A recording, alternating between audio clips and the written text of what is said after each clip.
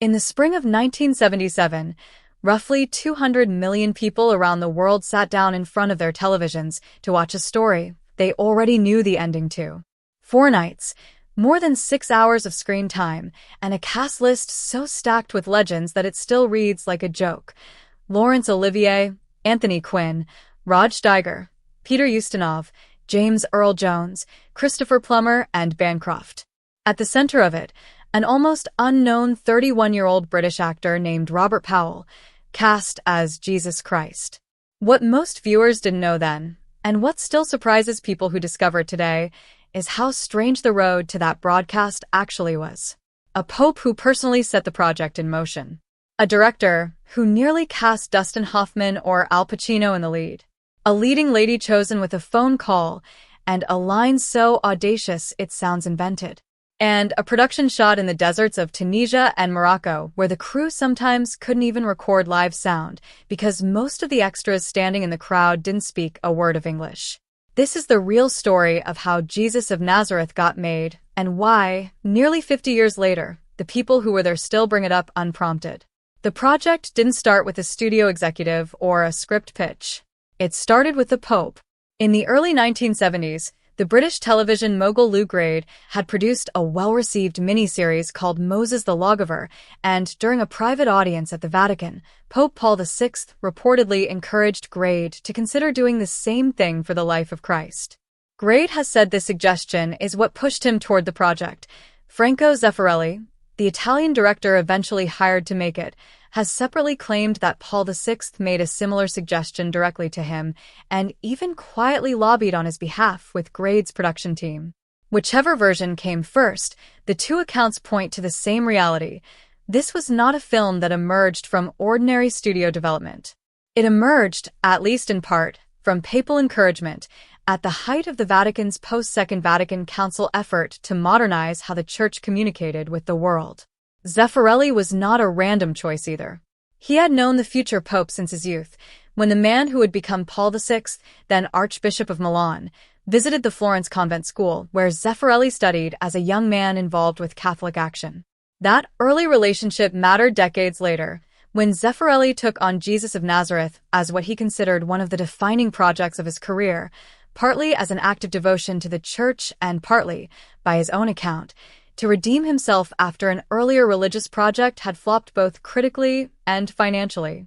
He later described realizing just how much influence a project like this could have on ordinary people's lives, for better or worse, and treated the responsibility accordingly. Casting the title role turned into its own small drama. Before Robert Powell was ever seriously discussed, Zeffirelli considered major American stars for Jesus, including Dustin Hoffman and Al Pacino, names that would have given the miniseries a completely different tone and a much bigger built-in audience. Powell was in the mix from early on, but not necessarily for the role he ended up playing. At one stage, he was being looked at as a possible Judas Iscariot, a part that eventually went to Ian McShane instead. The push that ultimately put Powell in the role of Jesus is, by most accounts, remarkably small and human.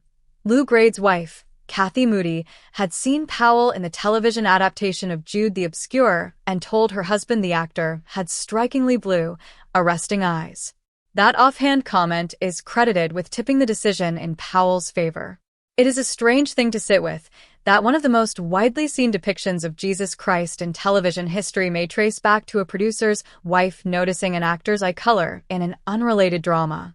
Once Powell had the role, he did what a lot of actors preparing to play someone visibly emaciated at the point of crucifixion do. He tried to lose weight fast.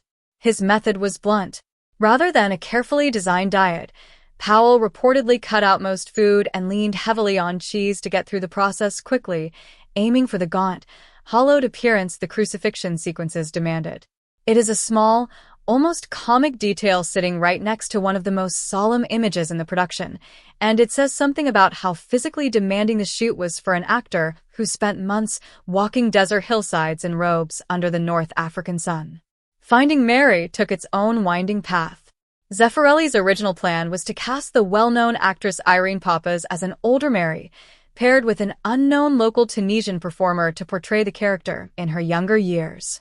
At some point during preparation, It occurred to Zeffirelli that Olivia Hussey, who had starred as Juliet in his own 1968 film of Romeo and Juliet, could plausibly play Mary across the full span of the character's life, from teenager to grieving mother at the foot of the cross. He picked up the phone and called her directly. According to accounts of that call, he opened with a line as blunt as it was theatrical, asking her, in essence, how she'd feel about playing a virgin again. It's the kind of line that sounds like a screenwriter invented it after the fact, but it's been repeated consistently enough in accounts of the casting process that it has become one of the most quoted anecdotes from the entire production. The physical production was its own kind of feat. Principal photography ran for the better part of a year, from September 1975 through May 1976, almost entirely in Morocco and Tunisia rather than Israel itself. Zeffirelli and his location scouts spent more than a year surveying sites across Israel and North Africa before settling on the desert towns that would stand in for the biblical world. Tingher, in Morocco, became Bethlehem. A location called Fertassa, found almost by accident during scouting, became Nazareth. The town of Monastir in Tunisia provided the setting for both the Antonia Tower, home to the Roman garrison, and the hillside used for the Golgotha crucifixion sequence. Ouarzazate, a Moroccan city that would later become one of the film industry's favorite desert backlots, stood in for Herod's palace. None of this was small-scale filmmaking. The production budget has been reported at anywhere from roughly $12 million to as high as $45 million depending on the source, making it, by the standards of 1970s television, one of the most expensive productions ever attempted for the small screen. Because filming took place mainly in Tunisia, local labor regulations required the production to hire local residents as background performers for the enormous crowd scenes, the kind used in the triumphal entry into Jerusalem, the trial sequences, and the crucifixion itself. Many of those local extras did not speak English, which created a genuinely practical problem for a production trying to capture usable dialogue and crowd noise on set. Rather than fight the language barrier take after take, Zeffirelli and his crew simply shot many of the massive crowd sequences without recording usable live sound at all, planning from the start to add ambient crowd noise, shouting, and dialogue in post-production. It's a detail that changes how you watch those scenes once you know it. The roaring, weeping, jeering masses that fill the frame in Jerusalem were, in the moment they were filmed, often nearly silent, at least on the soundtrack that mattered for the final cut. The scale of the sets left a legacy that has nothing to do with religion at all. The standing sets Zeffirelli's production built across Tunisia and Morocco were substantial enough and expensive enough that they didn't simply get torn down once filming wrapped. Just 2 years later, those same structures were reused by an entirely different production shooting in the same region, Monty Python's Life of Brian, the 1979 comedy that satirizes exactly the kind of biblical epic Jesus of Nazareth represented. It's a strange bit of production history trivia, the idea that the physical streets and courtyards built to depict Christ's final days became, almost immediately afterward, the backdrop for one of cinema's most famous religious satires. When Jesus of Nazareth finally premiered, it did so with an endorsement almost no other film in history has received. The miniseries first aired in Italy in late March and April of 1977, timed deliberately around Holy Week. On Palm Sunday, before the broadcast of the second episode, Pope Paul VI addressed the public directly and encouraged Catholics to watch the program, describing it as an example of how new communication technology could be put to good use. That kind of direct papal endorsement of a commercial television production was, and remains, extraordinary. It wasn't a quiet private blessing passed along secondhand. It was a public statement from the Pope himself, delivered from his study window to the world, urging people to tune in. They did, in staggering numbers. In Italy alone, estimates put the audience for the broadcast at somewhere around 3/4 to 4/5 of the country's population, an almost unimaginable share of viewers for a single television event. Across its various broadcasts in Britain, the United States, and elsewhere, Nielsen and other ratings figures suggested the miniseries reached somewhere in the neighborhood of 200 million viewers on its initial run, making it one of the most-watched pieces of television, religious or otherwise, ever produced.